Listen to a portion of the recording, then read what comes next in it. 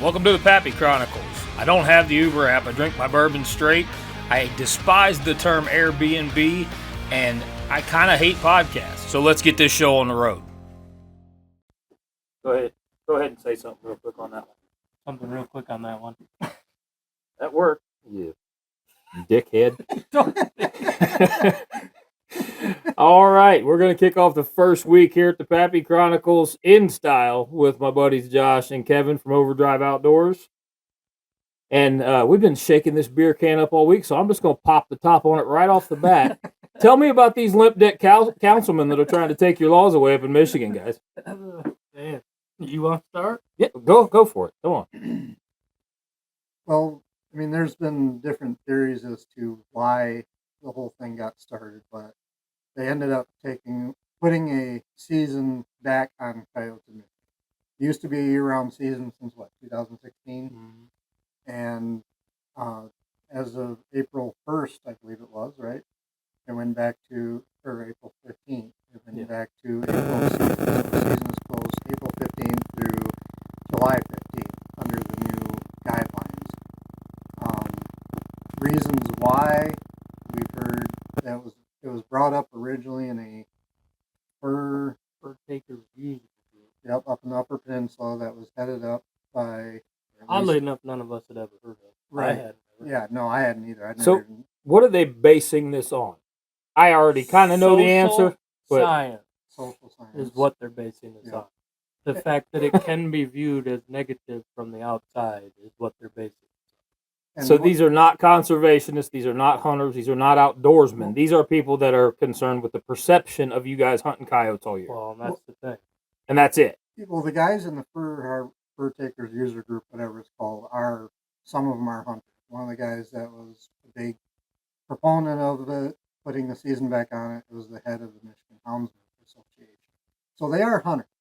And even in the meeting, which you can look them all up online and watch them on MUCC's website, Facebook page, and I don't know if they're out there anywhere else, but he actually said he was not in support. He supported proper management of coyotes. He said, the year-round season is a good tactic for controlling them, et cetera, et cetera. But the social perception of the non-hunters or the non-hunting community of That was loud.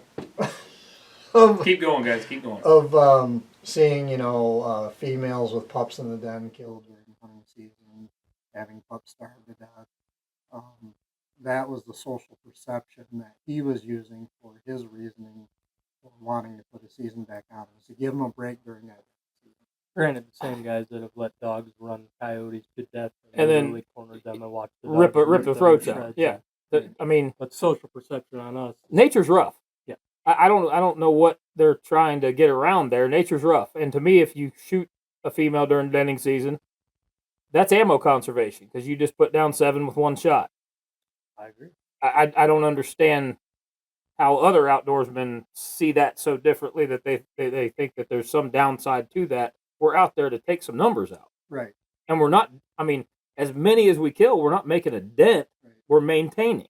And which, to me, is the goal. I don't ever want them to be gone because I love hunting them. Right. Exactly. Yeah. No, none of us want to see the population ever eradicated. And if they could ever come to us and say, guys, the population is low because you have killed so many. Right. And they never have. No. And they never will. It's the exact opposite. With as much as predator hunting is picked up, we're just now staying even with them. Mm-hmm. And that's if it's a year-round season. And that's the other thing that was brought up during all this is the actual DNR said, oh, yeah, we have no data to say that the year-round season has made a difference on the population. Yeah. And I don't buy that for a second. They said the data that they have shows that there is no increase in take. So year-round season didn't change anything. Nobody kills more coyotes now because of a year-round season. Well, that doesn't even make any physical sense if we can be out there for 3 extra months. There's more coyotes being killed. And then on top of that, you add the booming popularity of predator hunting in the state. And right. I would ask them how are you determining that there's no numbers difference? Well, that's the thing. Because there's nowhere, we're not logging these in. Nobody's calling them in when they shoot them. and that's the thing, they didn't have data to back it. You have no, And they there's didn't- no supporting data. And they didn't have supporting data for the social perception thing either. And this is a little known fact to a lot of people, but the very first meeting, the hound runner, I'll name him Mike Thorman. You can thank me later if you want to talk to me, Mike. You know, people are kind of tired of cleaning up after you Yeah, you I do know. stuff like I'm that. happy. He was there at the first meeting, and he said, "I am here on behalf of so and so. I believe his name is Joe Hudson." And you know why he was there on behalf of him at that point? Because he was currently being charged with poaching a bear. But the social perception of us coyote hunting year round is wrong. Within the law. Yeah. It's funny how it works. In another meeting, he, on video, at a DNRC meeting, told the DNRC that, you can put whatever rules and regulations you want in place, I'll find a way around them. And I'll break them and Yeah. I'll escape right out, he says. Yep. But the social perception of me shooting a coyote in the legal season is bad. Yeah. What a joke. Well, and not only that, but then it was agreed on by the DNRC. Mhm. And it was, a 4-6 vote with one 4-2 vote. 4-2 vote with one voting person absent. Yeah. It's a lot And of now the political people that sit bullcrap. on the voting council, are those people, are any of them hunters and outdoorsmen, and are they just a bunch of They damn claim to be councilmen I'm sure. and I think maybe a couple of them Yeah. are, but I think one representative is from an insurance company. Yep. One representative is supposed to be from an agricultural representative. The rest of them, I'm not sure. I think there's a couple that are on there that have some outdoors experience, but even the head of it, he came around and said, I was a lawyer for Yeah. so many years, Just because Yeah. you're a lawyer doesn't give you any knowledge of anything that's What? actually in our wildlife. Right. even and what I've found out, and this is just since I've moved up here, is that even if you're a farmer, you have really, if you don't go out and hunt like we hunt, predator hunt, you have no grasp of what goes on with the predator population, how they behave, how many there really are. Because I have walked up to hunters asking for permission, or up to farmers asking for permission, and I'm like, I just got one coyote. He runs around and stays pretty at his distance. I see him during the day and stuff. I said, so if you're seeing him during the day, there's 5 of them here at night, Right. or more. Well, and it's no different. I don't care if you see one. You got one, you got 6. We've talked about it multiple times. Kevin has brought it up multiple times, even with the wolves. The people making the votes on the wolves don't ever have to no deal clue. with wolves. Have no clue. No, they have None. no idea what they're dealing with. These people that are voting against us and taking our rights away sit in a comfy office all day long and don't deal with crap. Watching Disney movies. Exactly. So but our NRC in Michigan, Mermaids are white, by the way. our NRC. In Everybody knows Michigan- that. The one comedian said so. I forget what's his name. The new guy. He does the real good Trump impression. I know who you're talking about. I don't know what his name is. He's just been blowing up. But mermaids are white. So Our if you're sitting in NRC office watching Disney movies, take note. Our NRC in Michigan is appointed by our governor.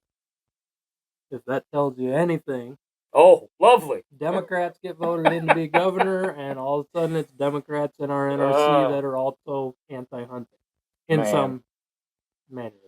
I'm ready for a red wave. I'm really ready for a red wave. Yeah, it's just stupid. I mean, we've had coyote, and the year-round coyote season was never anything that we hunters fought for. It was Right. specifically put in place by the DNR, by the NRC, because they were tired of getting complaints about coyotes. Yeah. And they said in the meeting, well, the complaints have stopped, but nothing has changed. Nobody's killed more coyotes. Well, number one, people are not calling you anymore because they're calling us. Right. Because we Mhm. have a clue, we know how to deal with it, and we do deal with it. Number two, if there's no more problems with them, what does that tell you? That Well, and maybe they're being handled a I little also bit? think that people aren't calling those offices now because that's another big thing that's kind of changed. I think in the last 2 years, people have kind of woke up. Yeah. They Why know waste your that they time know that calling them? anybody in a public office, and I'll say that broad spectrum. I'm not excluding anyone because to some level, I think it's true for all of them. Anybody in a public office, they don't know what's going on with real people. And And it doesn't matter if it's hunting, if it's how much we're paying for groceries, what we make at our jobs, how many hours we're working, any of that shit. So people have stopped calling these offices because they realize these people are clueless. they need to take care of it themselves. So they call the people that know what they're doing. Right. Whether it be for, okay, how do I grow a garden? How do I go out and harvest a deer? How do I get rid of these coyotes? they're calling people that know what they're talking about, Exactly. not the ODNR or, well, I say ODNR from Ohio, and that's what we put the O in the front. There's so many jokes we could run with on that one. Yeah, you're O-face, Yeah. whatever. Yeah. I'm only here because there was a free candy van sitting out in the front. So I thought I was coming down to Uncle Touchy's Naked Puzzle Basement. You didn't even walk around to the sliding door. There's free hugs, too. I got one of those. Just let me get my pants down. All right, now it's been nice knowing you guys. When you hit the cancel button, just please make sure and go to my GoFundMe page, because this was supposed to be my job, and this is not going to work out. No, so I mean, our coyote season, was effectively taken away in April, and now we do have another commissioner, Commissioner Nyberg, who has filed an appeal to change this, because there is a lot of people pissed off. And there's 2 lawsuits filed. Two lawsuits against the state right now. MTPCA, which is Michigan Trappers and Predator Callers Association, and Michigan United Conservation Clubs both filed suit against the NRC and the state to try to change it. I mean, stop me if I'm wrong, but to me, it's not just a 3-month hunting thing that's got everybody pissed. That's correct. It's the fact that people that are supposed to be working for us are not listening to what we're saying. It's not even that fact. It's the fact they're not doing what we want them to do. It's the fact that in 1996, Proposal G was signed into place by the voters of Michigan, not by the outdoorsmen. I mean, obviously, outdoorsmen are considered voters, but the general public voted, I think it's 68%. 68% in favor of. To make them only make our laws and regulations based on science. And during be accountable. This event, Sound scientific principles. And during this, we had one guy, I think it was the second meeting, he brought over 300 pages of data, and he tried to present it to the commissioner, and the commissioner said, we have our own data. And that's what he left it at. It's like, well, show it to us. Yeah. No, can't do that either. Yes, you can. Don't have any. Yeah. And that's you can, but you can't because you don't have it. It's crooked politics. I don't enjoy at all. Again, that's why people aren't calling them anymore. Exactly. And they don't rely on them, they don't believe in them, they don't trust them. And the big problem with this is it sets a precedent. And right after the DNRC voted to change the season again, right off the bat, there were several anti-hunting groups that chalked that up as a win. And they were talking about it on social media as a win. Mm-hmm. And that's the precedent that scares us more than dealing with a shortened coyote season. Is because once that precedent is set, it opens the door for more and more regulation based on social responses to stuff. Yeah, you're establishing case law based on opinion. Right. And no fact. Right. And that's what we don't want. And that's the big drive behind this. We've had comments on different pages and posts about, oh, you guys are just worried about only losing 3 months. Well, we only have this, blah, blah. No, that's not the main reason for this. The main reason is this sets the precedent. And, Josh has mentioned it several times. What's to say, okay, well, you're not going to be able to hunt deer after a certain point because they've already been bred and they have fawns or whatever. Well, hell, I mentioned on the way here, and all these dead does on the side of the road. When are you going to tell me I can't drive my car in the summertime because I'm orphaning? I might hit a deer. And people keep saying, we've heard multiple times, well, that's just a rhetorical question. That's just based off of your feelings. And it's like, no, dude, how far out of reach really is that? Right? No, when politics gets involved, and people that they're planning. Yeah. So we got to be planning because this is chess. It ain't checkers. Yep. Them some bitches are already thinking 10 moves ahead. So we have to be too. Well, and the worst part about this whole thing to me is it was literally hunters versus hunters in this. And the anti-hunters, in my opinion, there was multiple that got up at those meetings and did their public comment to talk about this. But in the end, they did not need to waste their voice. No. They didn't, because the hunters that were against us fed them everything that they needed. And we've got some information that they may have even been sharing pictures to these anti-hunting groups to use against us. And the hunters went against the hunters. The anti-hunters just sat there and won without needing to ever lift a finger. And another slap in the face about this whole deal is if you watch that meeting prior to the vote, the NRC main guy went through, about a half-hour diatribe about why they were going to do it, that you could tell he was reading from a script. Hold on a minute. You ain't allowed to use words I don't know what the hell they mean. Diet tray. Whatever 30-minute speech. he was eating off a diet tray. Is that? Are we talking about broccoli or cauliflower So or they're supposed to Tofu. be listening. Tofu? They're supposed to be listening Okay. to all public comments, all input at these meetings to choose, to make their vote. Right. Well, you can't do that and be reading off of a speech that's already pre-written and tell me that you're listening. Yeah. You come in with paperwork ready to read to us saying that we're screwed and we lose. Well, you're not listening to us. You already got your mind made up before we even wasted 9 hours of the day. Yeah, and if you look at it too, there was more people that stood up and talked about not wanting to close the season than there were that were in favor of it. So even if you look at it from that numbers, I mean, you could tell what he had there. His mind was made up. The commission's mind was made up already ahead of time, and basically everyone was wasting their time. And you have people that take time off from work, take vacation days, time unpaid. You have guys that travel from all over the state to go to speak up for these things because it's important to them. Yeah, but And it's basically the way he did it. it's dinner theater to them. Yeah, basically the way he did, he's like, well, we don't care. This is what we're doing. Yeah, pretty much. And that's a slap in the face to every sportsman and even non-sportsman in the state. I mean, and this may be a stretch, but to me, I mean, this ties a lot of shit together. I guess a lot of us go do that stuff. That's how we reboot our minds.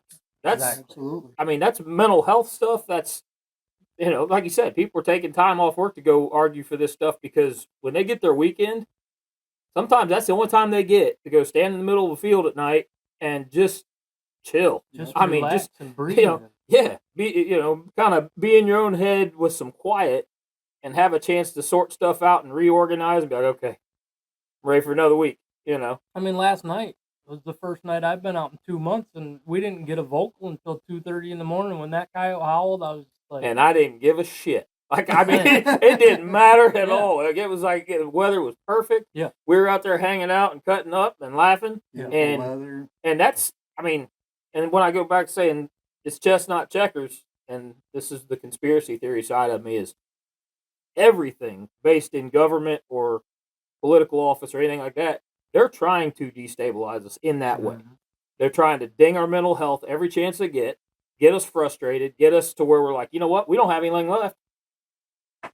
Throw your hands in there. I give up. Why? Why am I going to keep fighting? Yeah.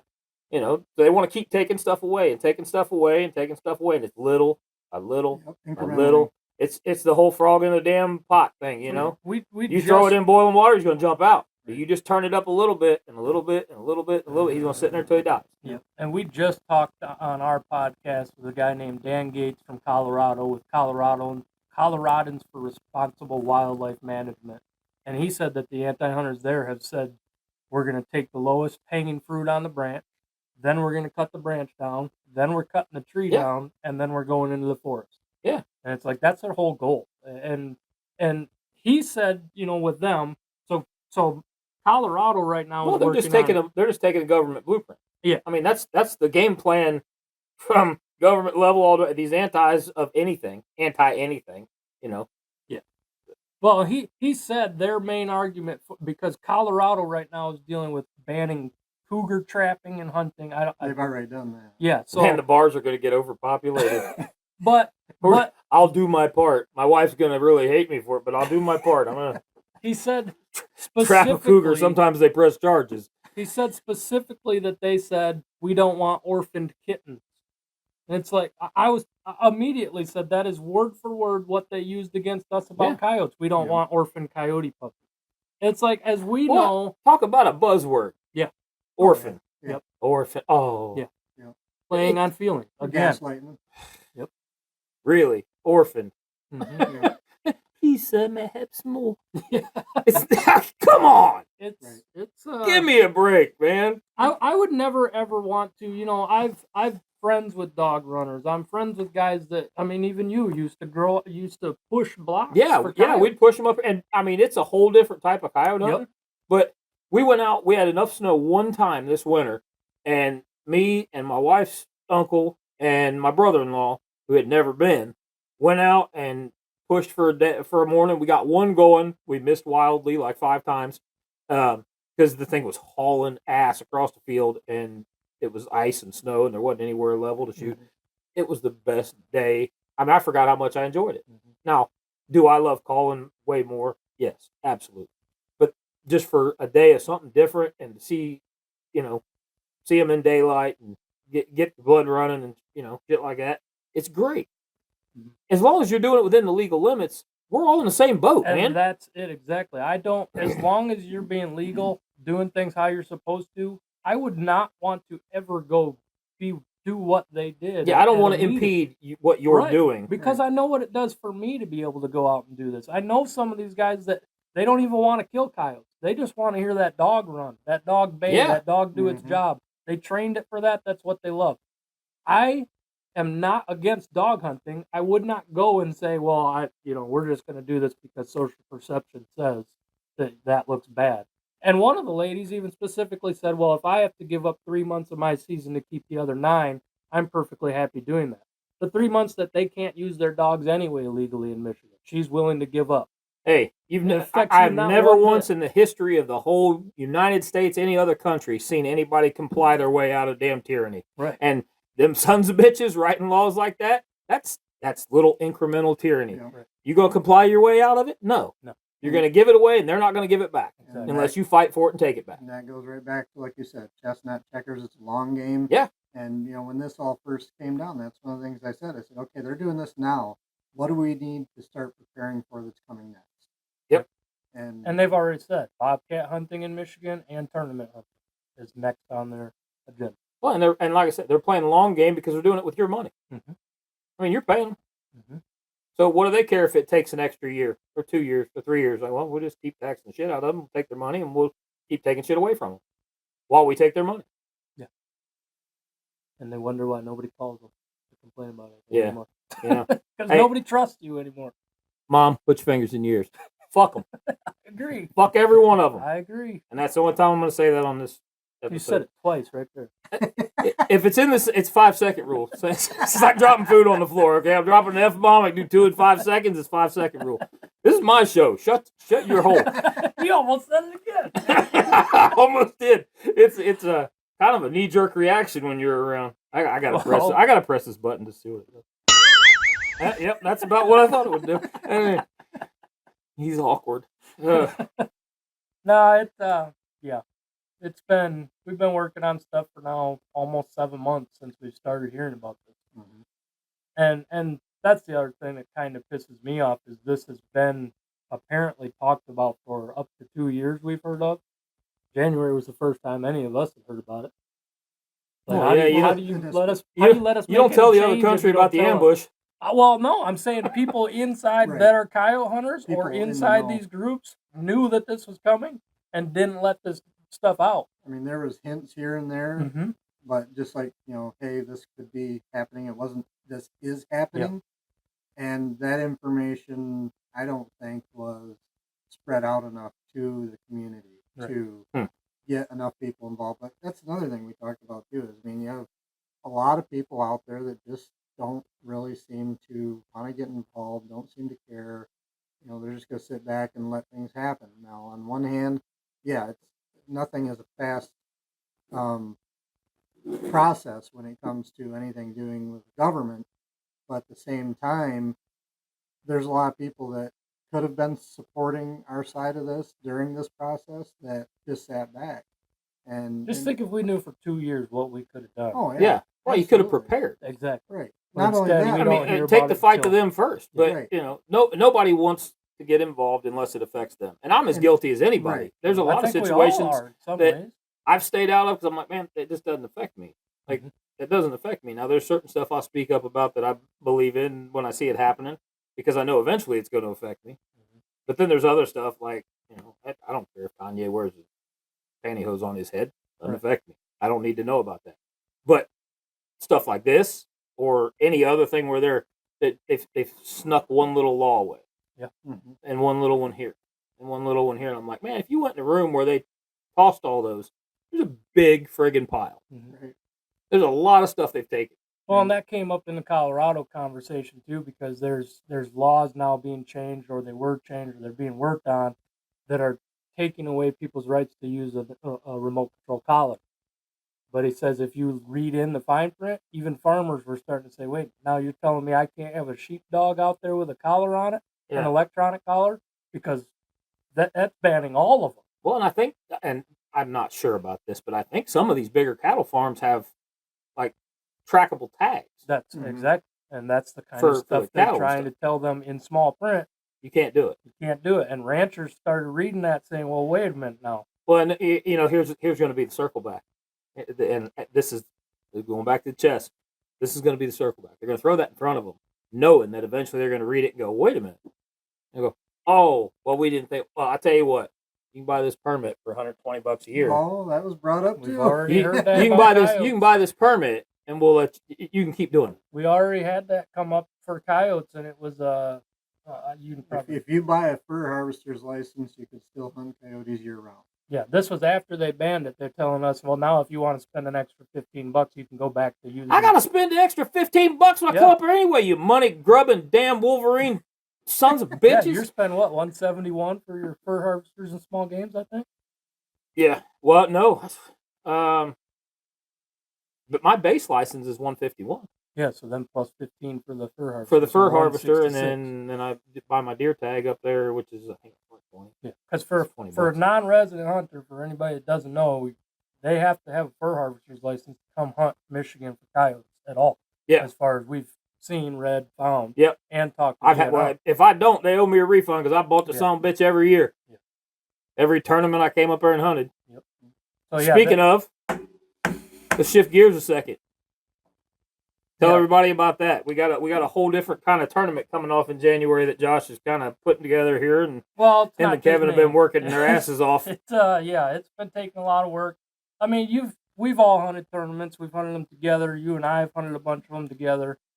And when tournaments started and we started getting involved, it was all about going for the camaraderie, going for the friendships, going to talk to the people, going to meet people, going to hear stories. All it was ever about. I mean, I never went in thinking, hey, we're going to win this thing. Right, exactly.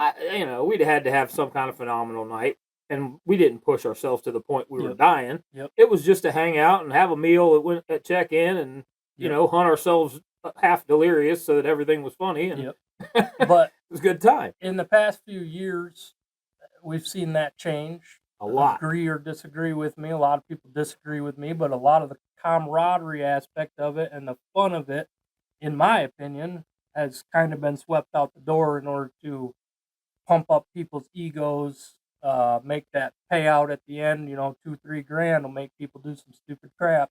So we're going to do something different. And basically I left the tournament this January and tried as hard as I could to figure out what we could do different. And what we came up with is we're doing what we call the ATC, the Answering the Call, 100% for charity coyote hunt in January.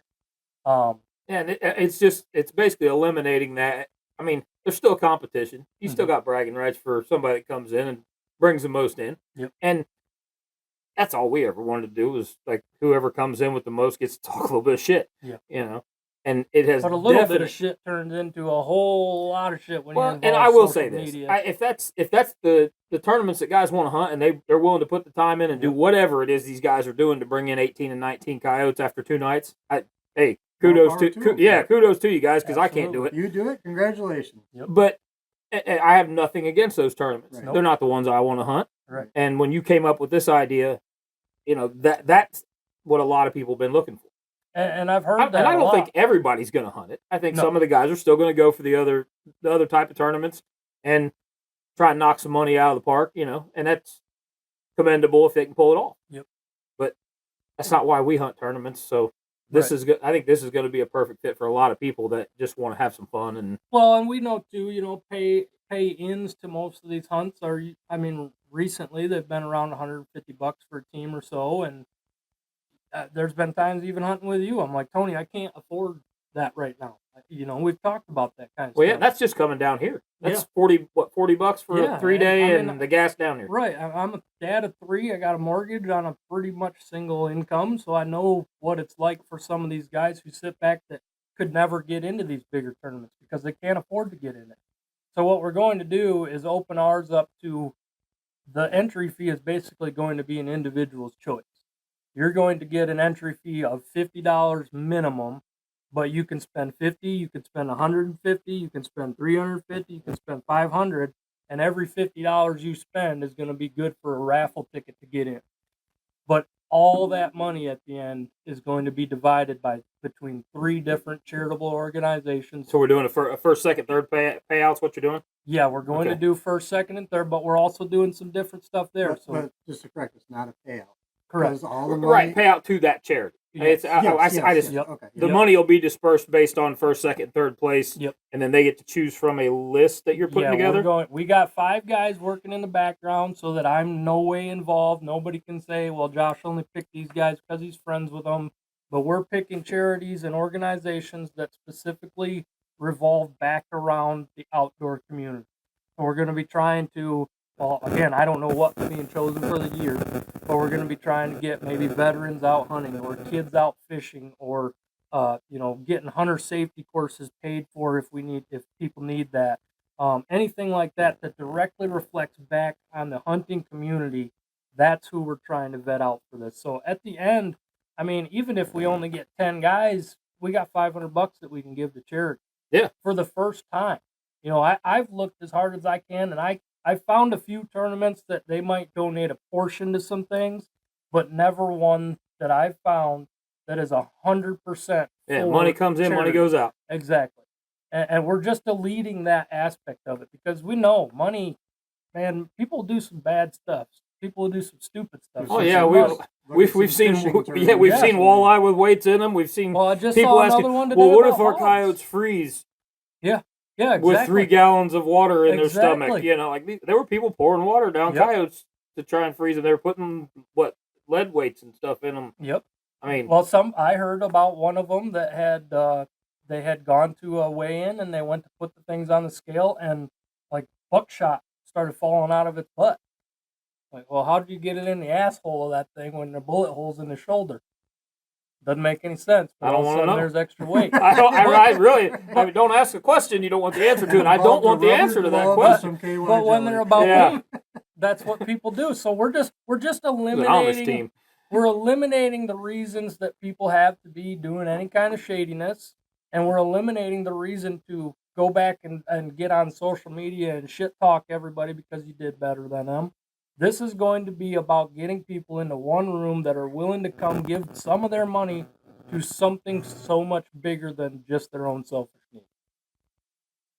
I think it's going to be a good one, man. I'm looking forward to it. And Josh didn't touch on it much, but each of those $50 raffle tickets, our goal is to have prizes for everyone that bought in a raffle ticket. Yeah. Josh has been working his butt off. We've got 48? No, 58 sponsors 58 right now. Sponsors right now for the prizes that are going to be at this table, and we're working on getting more.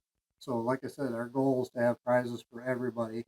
We will have some individual prizes for the top 3 teams, correct? Yep. But everyone's going to get something back out of this. And I'll start right off the bat saying, thank you to everyone that is donating to this.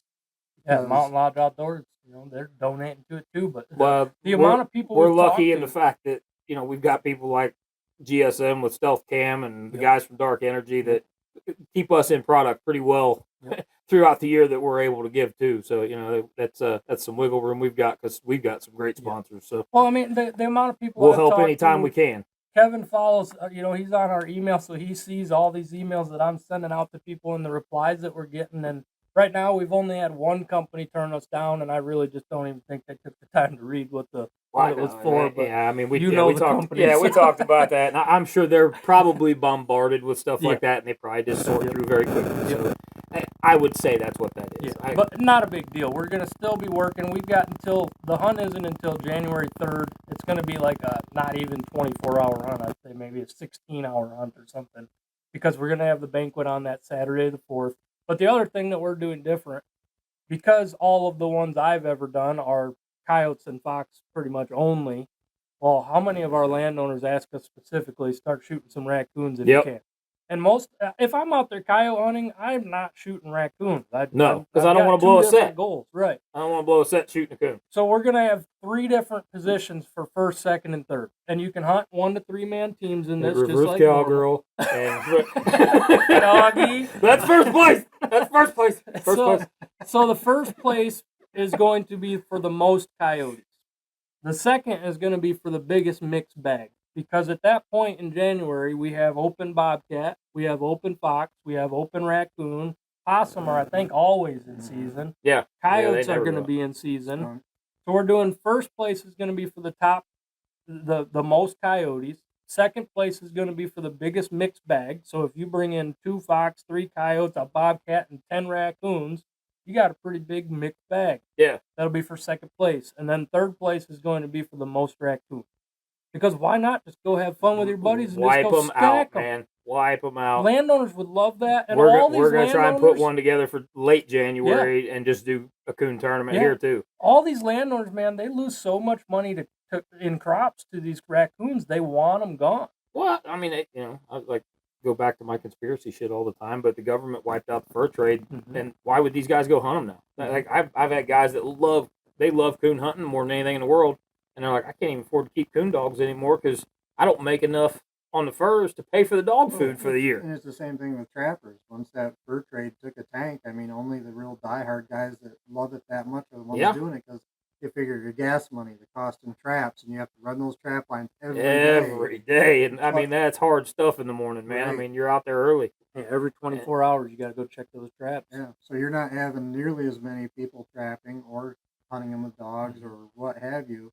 And we're seeing it. We're hearing it from landowners that, hey, I got a bunch of raccoons that are coming after my chickens or they're eating eggs. We just had them start a Wood County branch of the NWTF up here, and some of the guys that are on it are guys that I've been coyote hunting with a little bit here lately. So I'm going to try and work with them to get this coon tournament together, because we don't have a lot of the terrain up here that you need to hold a good turkey population.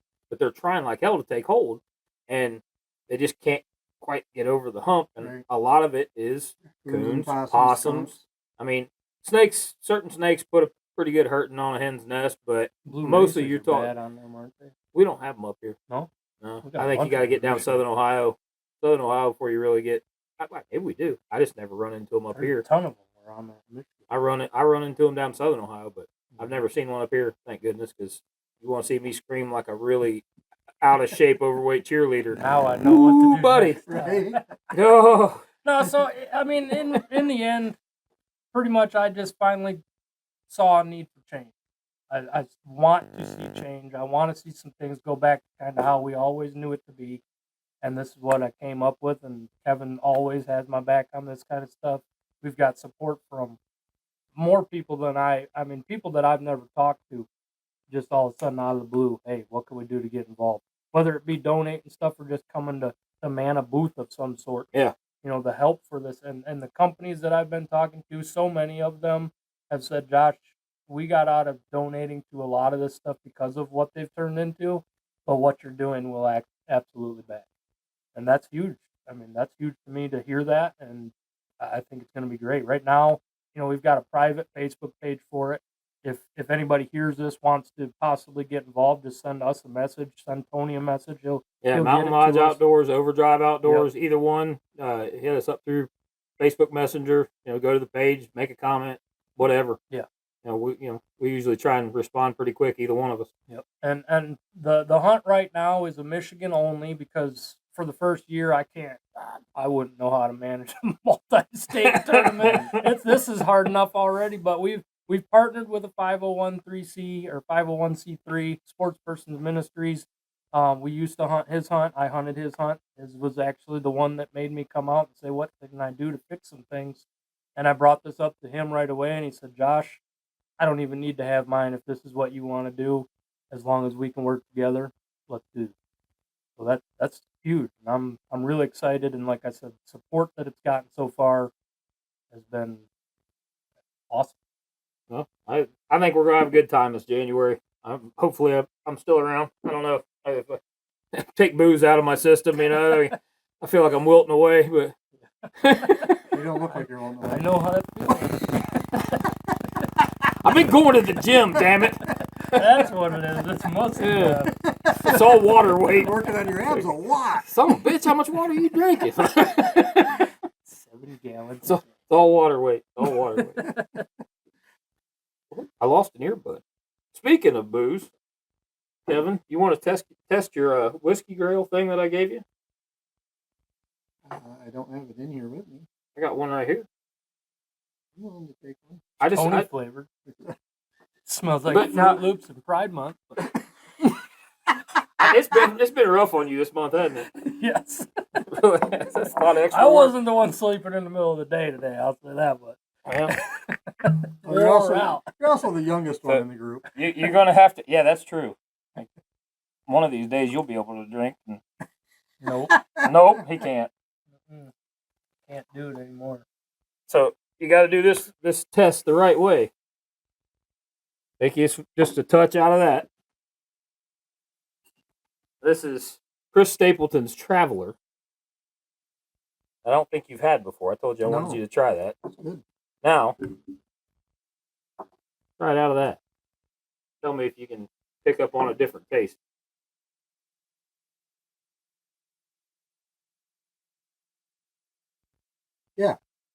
I'm not exactly sure what it is, I can. but there is something different.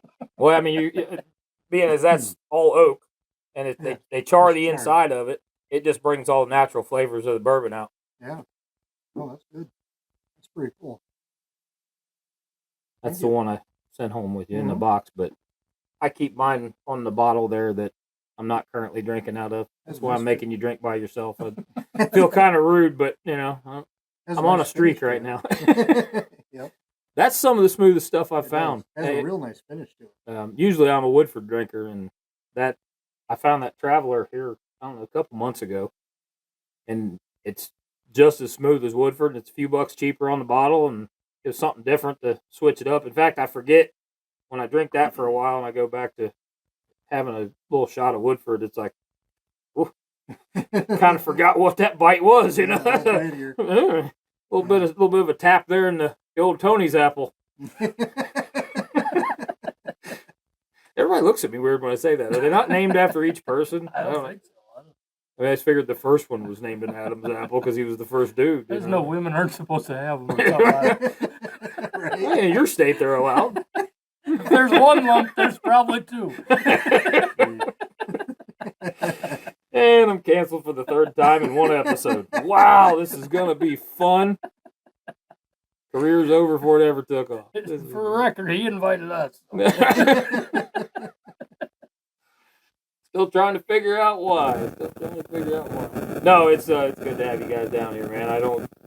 I think we all spend a little bit too much time apart. Really, like everybody. I think a couple years ago kind of screwed the whole world, and people got too used to being isolated, and now they kind of stay that way. Yeah. And it gets in your head, man. It's in your head quick. Well, we've all talked about that. I mean, you get left alone with your thoughts for too long, and some really weird shit creeps in there, man. It'll Yes, it'll it beat you does. down to the damn ground pretty quick. And that goes back to the hunting time. I mean, sometimes that's the only thing that helps you clear your mind of that Yeah. stuff. Is being able to get out there and spend time outdoors. One night in Doing the whatever tree you stand enjoy. watching that sun go down, and it's like, man, I feel like a whole different person. Back to normal. Well, and that's kind of what put me in the path here lately, just of taking a break from drinking a little bit, and because I mean it does exactly what the phrase says. It takes the edge off, but it takes your edge off. Mhm. Like you're not as sharp.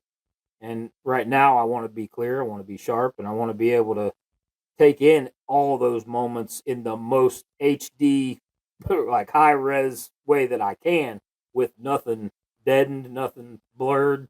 I want every second of it right now, and I just kind of want to see what it's like without that in my system. I've been drinking pretty steady, not heavy, but pretty steady since I was 19, and I'm for her.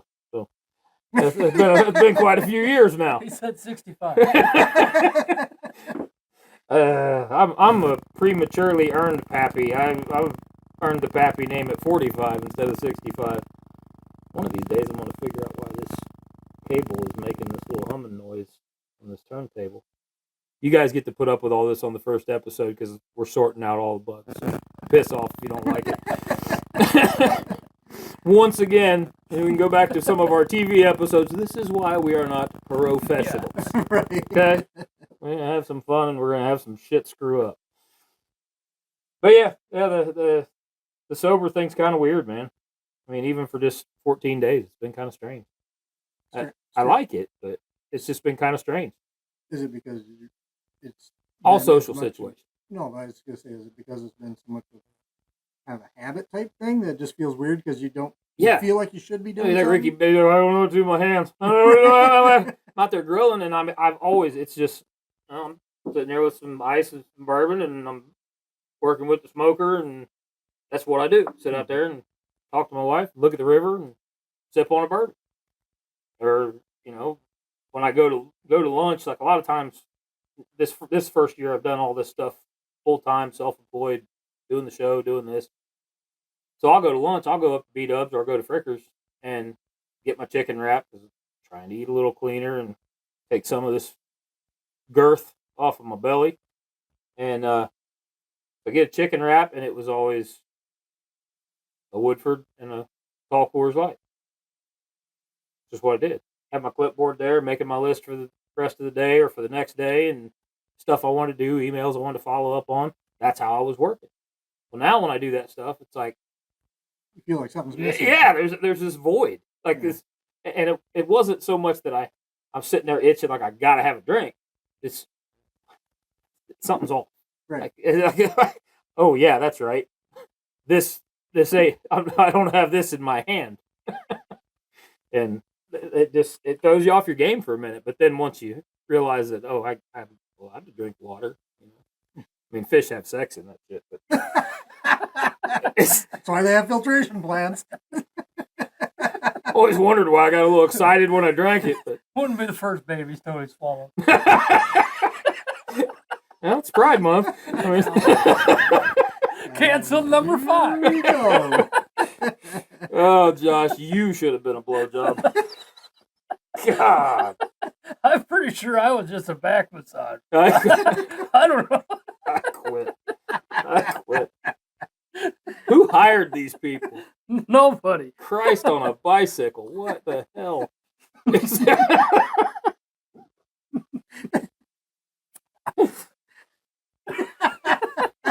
You're the reason that there's 8 hot dogs in a pack and 10 hot dog buns in a pack. Well, yeah. Little things that are just meant to keep the world out of balance. That's Josh Mapes is one of them. I'm pushing the awkward button again. Jeez. I really like that noise. You guys probably can't hear it, can you? Okay, it doesn't do it out there. It just does it in my head. It's like the other stuff. It's like the other 2 voices that are talking on this podcast right now. Who else is in here? I don't know, but they're saying some crazy shit. Here, I'm dumping the rest of this in your. Okay. Because if not, I'm gonna toss it back. I don't want to break my streak just yet. Okay. I think I'm gonna at least wait till I get to Alabama. Going down there, see the kid Sadie. She's climbing in the world. After her appearance on The Voice a while back, she's kind of hit the skyrocket. How did you meet her? I forget, really. It was she commented on something, or I commented on something that we were going to the same show. I think it was an ATA thing, or it was an NWTF thing. But God, she was a kid, man. I think she was maybe 18, 19. She's 25 now. Oh, wow. I mean, it's changed so much. Like, that she was not fully confident in herself as a singer and stuff when I met her. And just to watch how she's climbed up, it's been pretty incredible. Kid's a hustler, man. She's got a work ethic that most of them her age just either are struggling to find or just don't have. And it's impressive, man. And she's gonna be at that concert with who else? Kid Rock, Jason Aldean. There's a few other ones on there, but we're just going down there to see Sadie and hang out for a little bit. I owe my wife a beach vacation. She puts up with going on a lot of bullshit that I do for the show, and she just wants to be somewhere warm. So we're going somewhere warm. Should definitely be that. I'm going to be a Sasquatch on a beach. Upside, maybe I can pick up Speedo for a sponsor. I know where you can buy some nice outfits. I got one for summer hunting. $15 a month, I'll send you naked pictures to your email address. $30 a month, I'll stop. I'm paying I got 45. $30 right now. $30 right now. What about you, man? How's the sober thing going for you? Still tough. I mean, We're now we're I at can two very smell- different places in that. You're what, 2 years in now? Yeah, 2.5 years. Mine was different. So mine was bad. I was killing myself.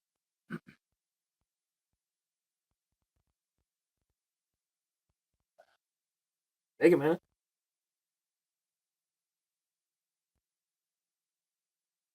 I was an alcoholic, like to the point where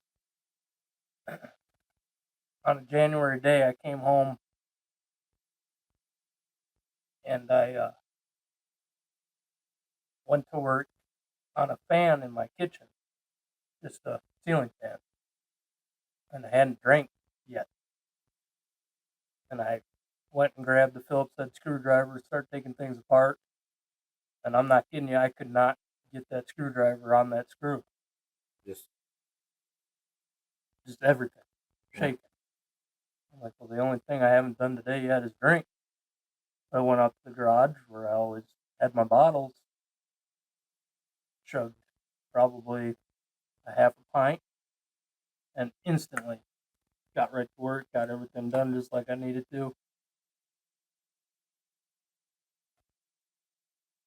that'll shake you up, man. I mean, to have that moment of realization that wow, my body can't go without it. Yeah. Especially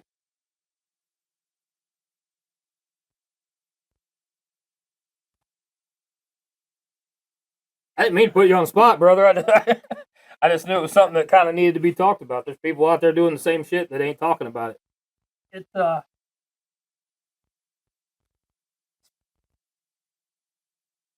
it's hard when you knew that you were doing it, but you didn't think it was that bad. And my thing was every day a pint of whiskey, followed by at least a 12-pack, sometimes a whole case. And it was every day. To the point where, I mean, as long as you guys know me, I've been a hunter. And at 4 or 5 o'clock in the afternoon, when the landowner would call me or text me to say that coyote's bad, I need you to come out, and it's not even dinner, and I couldn't even type a reply. I couldn't respond in any way that made any kind of good sense, and I couldn't go hunt because if I got in a truck, I'm gonna kill somebody. Yeah, and you can't text them and be like, "Hey, I can't come. I'm drunk." No. Because then you start losing properties, and you start, everything else starts falling off. And at that point, that's probably what I really kind of needed, was for somebody to call it out. But I did a good job of hiding it. My wife didn't know. None of us. I mean, we didn't know what was really going on. Right. My wife didn't know until that day. But I grew up watching drunks all the time. I grew up going to deer camps with drunks that would pass out next to the fire. I grew up watching people almost die from car accidents or getting arrested from DUIs. It's like, you don't want to be that guy. You tell yourself you're not going to be that guy, and then one day you're that guy. But everything you grew up seeing made it a little easier to spot. Yeah. I mean, it brought an awareness to the situation that you were able to kind of step on the throat of it and be like, wait a minute. Well, and that's what a lot of people have said. It takes a lot to be able to at least see that it's a problem. But I mean, there was so many days that it's like I'd go out deer hunting and I didn't take the bow out of the truck. I took the bottle out of the truck. And that's what I did. Sit there and just get hammered. It's like, this isn't, that's not me. And, yeah, it's hard. I mean, you said, you, even right now, it's like just missing something. Do it every day to the point where every day you're not living your real life. You're living. I was living a life made up of alcohol and made by alcohol at that point because it was, I don't know. I mean, it started before COVID, I would think, but then during COVID, I had sat there and we were on lockdown. Well, I mean, and stop me if I'm wrong, but I was drinking a lot more then, and it wasn't because I was depressed. I was pissed. Yeah, I was pissed. Mhm. Like it was anger driving me when I would drink more, and that was back into my 20s and everything. I don't know if it was like that for you when everything was locked down and they were making laws and trying to take stuff away from us, and I was frustrated and pissed. At that point, it was like, what else can I do? I can't. We're not even allowed to go out fishing. Right. Like, we weren't allowed to go do shit Yeah, in the our curfew. state. You couldn't go out at night. Yeah, you guys had it way worse than we did. Right. So I bought alcohol every day. I was getting a check every week from the government because we were laid off. A lot of people were making some good money during that. Yeah. It was providing me with everything I needed, which all I thought I needed at that point was the booze. And then I come back from COVID, and the day after I came back, I went to the hospital with diverticulitis, and they immediately called me for drinking. And I straight up, F you. Yeah. That's not what this is. It's got nothing to do with drinking. And come to find out, drinking has a pretty major role in, when you're drinking straight up whiskey, it's not good for your guts all the time. Screw you, Judgy No, McJudgerson. I'm just saying. Screwed up whiskey. You can say that shit all That's mean. all I It drink. hurt my feelings a little bit. But if I were to drink that little bit that you just poured in there right now, the only way I'd stop is if you told me no more. Yeah. You know what I mean? Like, I'm that guy that, and I've learned that about me. I can't have just a moderation. Right. I Well, have and to that's, go all. I mean, that's a genetic thing, man. I mean, that's one of them where we say facts. It's a genetic thing. If it's in a bloodline, it's in a bloodline. And I got to try to break that, because I got kids coming up. My oldest boy is 13, and it's like, I don't want him. I don't want any of my kids to see that, but that's how I was living every day. Yeah, and I can tell you, with two 25-year-olds, they see everything, man. Exactly. They see everything, and more than you think that. Like, if you think they didn't see all of it, they saw all of it and then some. Exactly. Because I'm just now, my boys being that old, just now getting back on good terms with them because of all the drinking and hardcore, like, disciplinary and meathead shit I did when they were kids. And most of it was because I was drinking as much as I was. So you stopped it at the right time, man. I mean, you caught it when you needed to catch it, and got it under control. When you start losing control of your own body without that alcohol, that's like, man, something is majorly wrong. And that day that I was trying to fix that pan, I finally broke down to my wife and said,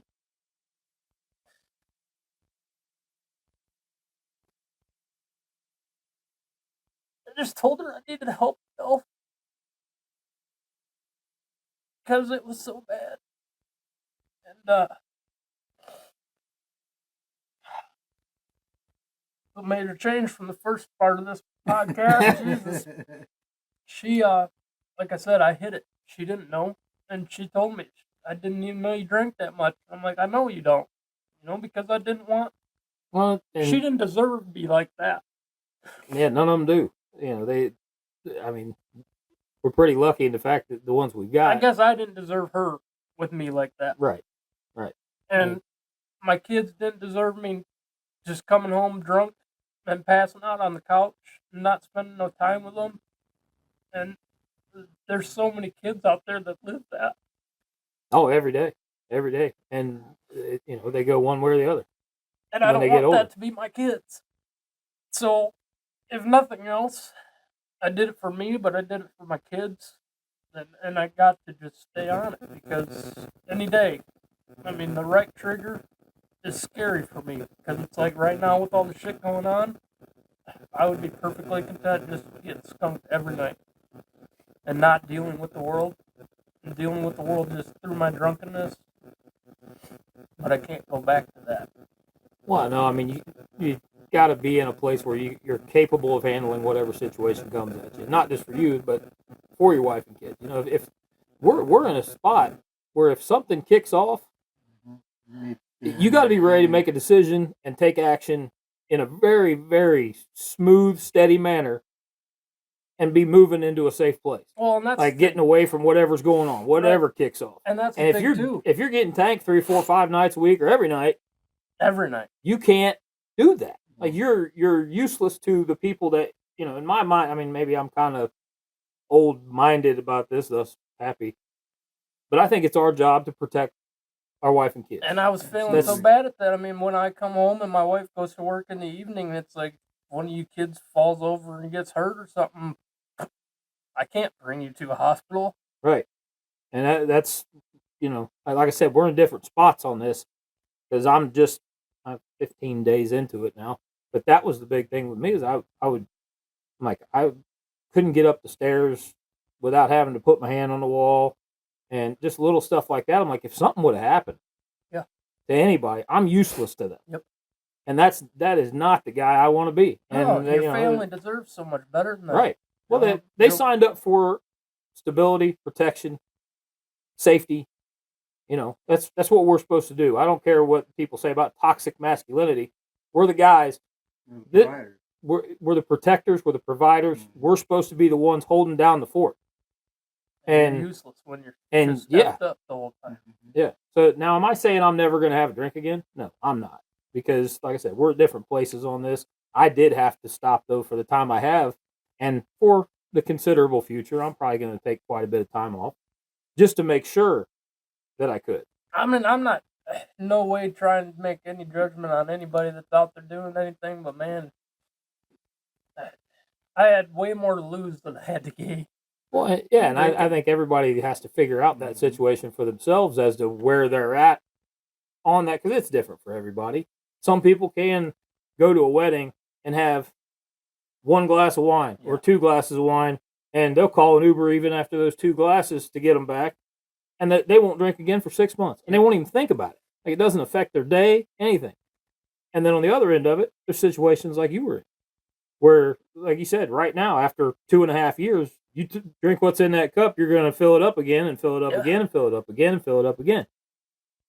And then there's 150,000 little shades of gray in between those two ends. And I think everybody at least has to take some time and figure out where they're at on that. And I'm at the point where I want to see what I'm capable of. Because, like I said, since I'm 19 years old, I don't know what I'm capable of at my best, at my clearest and sharpest. Because I've been drinking since I was 19. Mm-hmm. Like, I got out of high school, went to college, and I was like, this is pretty damn awesome. And there's always girls around and stuff when I'm doing this. So I'm going to do this from here on out. And that changed. And based on stress levels and everything else, I'd drink more, I'd drink less. I told you guys in that other conversation, it was kind of my crutch. And depending on where my mind was at, I either had to lean on it more or lean on it a little less. And kind of want to see what it's like to not lean on it at all. I'm very thankful that I got a wife that's understanding. Oh, absolutely. Friends like you guys both, I talked to you both about it. Kevin, I straight up apologize to you because so many times you come up hunting and Friday night I'm already long gone. But in the bag now, man. But you didn't know that was it, but it's, I don't know. I got a family, like I said, I got way more to lose from me being just a useless alcoholic than I do to gain from being it. And that's just not who I'm not that person. I know I'm not that person, but I got to keep that mindset. Yeah. Oh, it's a daily thing, man. I mean, just I can't imagine 2.5 years and it still being a daily thing. It proves that it doesn't matter if it's 15 days or 794. I mean, One you thing got I you got can to stay on guarantee it. everybody is there's more liquor stores out there than there is churches. Yeah, I drive for a by reason. 10 liquor stores every day on my way home from work and like 2 churches. Like, there's so much more bad out there than there is. Half the people in that church are drunk anyway. I know, but I'm just saying, They only serve grape juice now. just They're drunk before they get there. It just, yeah. But I'll say it is I'm thankful that you had the self-awareness to catch it, and you did, and you've overcame it. And I'll say it right here. If you ever need help maintaining, phone call, text away, hour drive, whatever. I know. It says the asshole drinking in front of you. God, what a prick. Oh, and that doesn't bother me. What a prick. That He's doesn't the bother network. me. I don't mind seeing people drinking.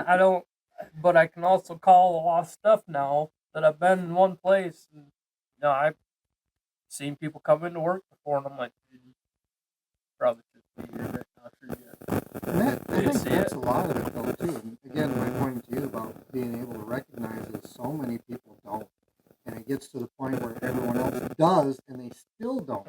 Well, And I mean, how many denial. videos have you seen that it's like, who do guys have to talk to? right, So what else are they going to do? They're going to find something to medicate and numb it up and make it go away. And they're going to fix it. Again, That's we're what supposed we to be do. the strong guy. We're not supposed to be the one out reaching for help and begging for somebody to care, Yeah, and I mean, that's been like a big influx of all the messages that are going out there right now is like, hey, in fact, this is actually our month. yeah, men's mental health awareness. Yeah. And there's a damn good reason for that. Like, there's a lot of shit we deal with, but at the same time, I'm on the other side of it as, sure, men's mental health awareness, we stick together, we talk to each other. We don't do it for each other's mental We health. beat the teetotal piss out of each other verbally on a daily basis. But tomorrow, if I called you called me and said, dude, I need you, We're one there. of us would be there, Yeah. And I think there's kind of a middle ground because I think some of them get way too soft about it. Like, yes, I understand. You got stuff in your head, and let's talk about it. Let's work through it. But let's work through it. Let's find a solution, and then let's kick some ass. Like, because we do have to be the tough one. We do have to be the ones holding down the fort, and that means we got to get our shit straight. Yeah. And that's not. There's no days off with that. No. It's like you said. With day 50, it's like the booze. Day 15, day 700 and something. It's every day. And you got to get up and go. Like, man, I could drink that. I could definitely drink right now. It's like, don't do it though. The only thing I have about that whole men's mental health awareness thing for the month, and I know I've seen videos you've shared, I've shared some, is that so much of it is talking about you having to battle it alone. And I just want to say it, when it comes to my friends, don't you and dare other battle people, that shit don't No. do it alone. No, speak up, man. There's some battles you are not going to win by yourself, and you need to be able to have someone that you can call. And everyone has a circle of friends. Sometimes you only have a small circle. If they're high quality friends, sometimes you have a big circle, and you have to figure out who the high quality ones are that you can call and rely on. But And don't feel you have to battle it on your own. I got very few stipulations when it comes to that, and the only one that I really always pops into my head is we got 3 conversations, and the first 2 I'm going to let you bitch about your problem. By the third one, we better be talking about a solution. Right. Let's figure this shit out because we can. Whatever it is. There's so many out there that want to take the short road out, and it's a permanent solution to a temporary problem because all problems are temporary. They all pass. Doesn't matter what they are. So let's talk about it twice so that you can get it off your chest and bitch about it or cry about it or whatever you got to do. And then on this third one, let's figure out how we're going to fix it. And I think if everybody at least takes that step, man, a lot of shit up here is going to clear out. Like you're going to feel better just by talking about it first. And then if you start making that verbal progress of, well, now we're going to try and fix something, man, that'd be great. Like if I could just get this part here under control. Okay, well, what's the easiest way to do that? And then, you got guys like Jordan Peterson say it real simple. Everybody knows what to do. What's one thing that you would change, that you could change, that would make a big difference. Mhm. You know, that would Now do it. yeah, now do it because you know what it is. And you know, that Jordan other Peterson, the man, other I can listen to him talk for a while. the other crazy son of a bitch that I listen to is Goggins. He says the same thing. He's like, everybody knows what to do. It just sucks doing it. David Goggins. Oh, David. Don't be insulting Goggins on my podcast, but I don't need that dude in my basement trying to whoop my ass. I'm sorry, Dave. I'm sorry. You just don't come over here and Navy SEAL my ass. I don't need that shit. No, I mean, like Kevin said, it's the only real thing I know how to deal with, or don't even know how to deal with, but have been through is the drinking stuff. And again, if it's something you're struggling with, just know that no matter how much you take, there's going to be people out there that judge you no matter what for it, but there's going to be the people that judge you piss on them. Yeah. Because they don't matter. matter. Yeah, it don't matter. It's been said by probably every podcaster out there and every person of influence. You're never going to see somebody hating on you that's doing better than you are. Yep. Because they just don't. They don't do it. Whatever the struggle is, pretty much somebody else has been through it, and you just got to find that person and figure out, how to work through it. Most of the time, if they're talking shit on you or they're hating on it, like, oh man, you don't even bother. You're going to be you're going to be go to a barbecue next week. You're going to have crack a beer. You know you are. You know why they're saying that? Because that's what they're doing. Yep. And they know. They go home. They go, man, I really shouldn't drink all that today. Yep. And I'm probably going to do it tomorrow. And they know what's wrong. They need to fix it. And they're going to say, well, I'll feel a little better if I talk shit about this guy and keep him from doing it. And like I said, I'm not saying I'll never have a drink again. I feel like now, if I go another month or so, or if I go another week or so, I know that I'm under control of it, and that I can take the breaks when I feel the need to, and perform at a level that I want to perform at. I mean, it was so counterproductive. Man. I felt like I was going to the gym, and I was sweating, sore, and hurting, and then come home and poison the shit out of myself. Yep. Like, what? Why did I just go do all that work? The sweat coming out of you, he's got alcohol in it. Why did I go do all that work to come and sabotage it? It's like, man, like building like a custom engine and dropping it in a truck and then pouring sugar in the gas tank. Right, didn't work real well. So it just didn't make any sense. I'm trying something different, but yeah, there's ogres are like onions, all the layers. There's so many damn things that you go through in your head, and it's not just substance. Like it's being afraid of screwing up, people like waiting to take action on stuff. How long did it take you to come up with this tournament? I've watched you search for a purpose with hunting for a couple years, and I'd always kick you in the ass because you wouldn't ask people for sponsorships or you wouldn't push for backing. And dude, your following's bigger than mine. Still don't ask for nothing like that. I don't know. It just. But this tournament's first time I've seen you stand Really with confidence and fired up and believe in yourself the way I always thought you kind of should have. But I never said a whole lot about it because it wasn't really my place. I mean, I always told you how I felt. But as far as saying, this is how you should feel, that wasn't my place to say. It was going to come when it was going to come. I came up with this idea in like less than 12 hours after leaving that hunt this year. Oh, I know. You went like full damn crazy on me because like I got like 15 messages in about the course of an hour, and I get out, I'm like, oh, dude, his brain's firing right now, man. I mean, he's on all cylinders. Like, because I've had that feeling. I recognized it in those messages. I'm like, he's got it. It's everybody needs to find that thing. I found it with the show, and like I recognized it when you sent me the messages. I'm like, he is fired the hell up. Well, there's. You're welcome, Mom. For the you proud of me? people that haven't, I've said it only maybe one other time, but when I was 16, almost 17, I found coyote hunting, and I found my wife. And I honestly... You guys got together at 17? I was 17. Yep. She was 29. 21. 29. My mom would have really been mad. But at that Alicia's point, never going to hug me again. At that point in my life, I honestly don't know if neither one of them would have came around if I'd still be here. I can definitely identify with it, especially at that age, man. I think that's I didn't have nothing else to love. that late teens, early 20s thing, man. If you're a dude and you give a shit about anything, I think all of us between 17 and 25 at least once thought about just blowing our brains out. Like, I really do. I think if you're a dude and you gave a shit at all, like about the kind of person you were, the way the world was, what you wanted to bring into it and have a meaning or a purpose, those years, man, it's like you said, you didn't have anything else because you're kind of leaving that home situation and you don't have a place. I don't mean a house, a place in the your own world focus. yet. You got nothing and you're trying to find direction and a meaning and it's just not there and you're grasping at straws and you're like, you know what? Screw this shit. I mean, so at this last hunt that changed this all for me, you know, it came to finally a head of where it's like I've been doing this for almost 20 years now, 18, 19 years, whatever it Yeah. is now. This is what I love, and I'm watching it get wrecked.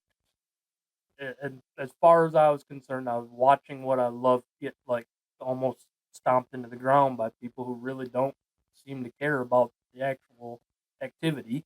Well, like we just talked about, you can either sit there and watch something happen or Yep. you can Or I step can in change it. and change it. And that's immediately when I said I got to try to fix something because I want this to be back to how it was when I fell in love with this to begin with. Some things you can, with my wife, we change, we grow, we age, we make changes to our life. Things are different than they were. Me and my wife are not the same people that we both were when we got married, but she's grown with me, I've grown with her, and then it's like, but we balance each other. Well, then to see what I've always loved in coyote hunting just start to kind of fall to the backside and start to fall away from being about friends and being about a good time and being about the animal that you love so much and you like to learn, and to see it get turned into what it's been turned into, which in my opinion is ego, status, and let's see if we can make a fat paycheck. Yeah. And I don't want that anymore. I want that 16, 17-year-old kid that just wants to learn to have some fun and go out and coyote hunt to be willing to give a $50 bill to come sit in a room full of guys that want nothing more than that for the rest of them. Yeah, because some turd's not going to make him feel like a piece of shit because Right. he can kill 18 coyotes in a weekend. Exactly. Yeah. And we're not going to have that. I guarantee already, because I know we're going to have people come to this hunt that aren't even going to go hunt that night. They just want to buy in to come sit and have a good time at the banquet. Eat a meal, have a chance of Exactly. winning something, talk about And you hunting. came for the right reason. You knew you weren't going to come out with any more money in your pocket. Yeah. So those are the people I want to be in that circle. Yeah, tournaments and any kind of group hunting situation like that, where if you go to a camp and they do like a youth hunt and they take all the kids out to different blinds and stuff like that, sure, the hunts are great. And a lot of times there's stuff that goes along with it. You win a prize or you're on TV or something like that. But bare bones of it, it's a mentoring situation. Yeah. And that's how we keep all of our damn hunting sports alive. I never would have learned anything. It needs to be a mentoring situation. Even me and Kevin, man, we didn't, before we knew each other, we had communicated through forums, through the Michigan coyote hunting forum and stuff. We'd communicated. It's like that's how we learned. So now it's my job to give that back a little bit. Kevin did it with me. Other people did it with me, helped me.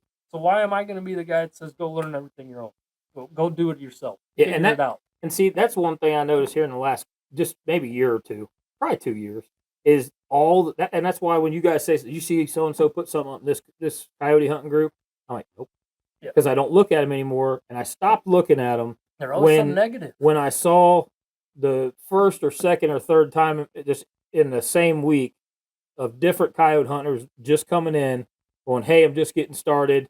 What do you guys recommend for caliber? What do you guys recommend? Asking, how do I get started in this? Like, dude, this is our future. This is some 18-year-old kid, and they're talking to them like they're like, oh, you dumbass. What are you even in this group for if you don't even know that? Well, that's why they're in the group. Like, somebody taught you. You didn't always know this shit. I didn't somebody know taught you without somebody helping me along the way. Nothing. No part of my life did I learn 100% on my own. Yeah, and I think a lot of these guys need, a proverbial kick in the throat, because we would never insinuate any kind of actual physical harm to someone, but a wake-up call of what your real job as an outdoorsman is, and that's pass on the knowledge. Being negative all the time isn't going to help the generations in the future to be 'Cause anything better or to continue what we love I to do. promise you, in 50 years, whoever is out there talking about I killed 198 coyotes this year, that nobody's going to remember. No. Nobody's going to care. You know what they are going to remember? There's going to be some kid out there that you could have taken hunting, and you made fun of him because he didn't know what caliber to use, and so he went and asked somebody else, and now they remember that person. Or that kid just hung it up because he said, or he just said, "Screw it, man. Nobody's going to help me." Took that out of the future of the sport. Like, yeah, he just hung it up and got hooked on drugs. Good job, Joe Schmo. You just got a kid started on meth because you wouldn't tell him to take a 223 or 243 out in the field. And rolling back to talking about the whole Proposal G thing, if we don't get these kids involved now and let them have a positive experience, who's going to fight that battle when we're gone? Yeah. There's not going to be anybody if we don't foster that next generation into the values of outdoors persons, like, respect for the game. And these kids want to do this stuff. Oh, yeah. They really do. I don't care if your kid plays video games all the time and they hang out in their room a lot and they're on the computer a lot or they're texting a lot. My kid does all that stuff. I did all that stuff except for texting because I think we were using Telegraph at that point. Pony Express. It was a Pony Express post. But, I had a pager. That was in college. You can be a damn gamer kid and still love getting outside. My kid, he killed his first turkey this year. He dropped his first coyote that he was excited about because the other one he thought I helped too much. So this one he dropped on his own. He's getting those wins under his belt, and he just likes being out there. They want to hang out with you. They want to go do stuff outside and be entertained. That's why they got that supercomputer in their hand, always staring at it because it's entertaining. Mm-hmm. And if all you do is go, "How was your day?" "Okay, that's cool. I'll talk to you later," and you go do your thing, and you don't take them with you and teach them all that next level stuff, they're not entertained. That's your job. You're supposed to pass on information. Information's entertaining if you put it in the right damn context. And like you said, that we need people to fight that next battle when we're not around. Because I'm not as old as you. That whiskey's not as old as you, but I'm old enough that I know I got probably a little less sand in front of me than I got already at the bottom of the glass. And that's a strange realization too, man. That's a weird place to be. 45. I'm honestly feeling like I'm strong as I've ever been since I was 20 years old. And I know I'm on the other side of the hill, man. Like You ain't even at the top of the hill yet. I got a shorter track on this side. Well, average life expectancy. You go by average. That's 78. Oh, right. Now me, I want to make it to 90. If I want to make it to 110 if I've still got my mind and my faculties about me and nobody has to take care of me. But I'd love to make it to 90 and be solid. Be okay. My dad's 82. He's an ox. And he can, his right hand's about the point that it's hard for him to grab stuff because of the polio. But the left hand, he can pick up the front of a lawnmower and pick it up off the ground still. 82 years old. You got a telephone pole for an arm. And if I'm in half that good a shape when I'm that age, I'll be happy. So, yeah, it's a weird place to be looking at it like, I got to hustle because I got a lot more I want to do. I don't know about you guys, but I got a lot of stuff on the list that I want to get accomplished and I want to leave behind. And a lot of that's knowledge. And I know a lot of it is not going to get done. So if we don't talk to these kids and pass that stuff on, all that stuff we don't get done, never going to get done. Never going to get done. And that's, again, that's kind of my whole goal with this. And it is the most fired up about anything I've ever done. I love it, dude. I've been waiting on it since I met you. Dude, and a lot of people have said that. There's been so many people I've talked to that are like, "Josh, we've just been waiting for you to do something." It's like, well, nobody made that clear that anybody wanted to see anything, But I finally just had enough. And I want it to come back to what I knew coyote hunting to be. And that's not about how much money you can take home and however shady way you can manage to do it. That's good shit, man. I think it's going to be exactly what you think it's going to be. And I think really so too. do. I think it's only going to grow. This is being year one, and you're already got a hell of a foundation laid for it. Yeah, and we still got almost 7 months left, but I've just been I mean, I've had nothing to do for the last 2 months. Couldn't go out hunting, so emails every single day going out to companies, phone calls being made, messages sent out to people on Facebook, whoever I could get a hold of, So yeah, it's got a lot of people fired up, positively and negatively in some spots, but again, the negativity, piss on it. I'm just gonna keep on rolling, and we're gonna make this happen, and I think it's gonna change a lot of people's opinions on some stuff, bring some people around. I'm looking forward to seeing how it shakes out. I'll be there. You know I'll be there. We're probably not going to hunt that tournament night, but we'll go hunt that yeah, I don't night. think we will. I think there's going to be a lot going on, and Yeah. I'm just going to be an extra set of hands. Yeah, we're going to Not have for a lot that to do that perv. Saturday, but Sit on your own Might hand and give need yourself that. a stranger. I ain't doing it. Kevin's got soft hands. He puts beef tallow on those. Really gets rid of those calluses. So Bear kind of tallow. lady. Oh, you use bear tallow? More manly. Yet another reason I'm not going bear hunting with him. On that note, gentlemen, I think we're going to wrap it up.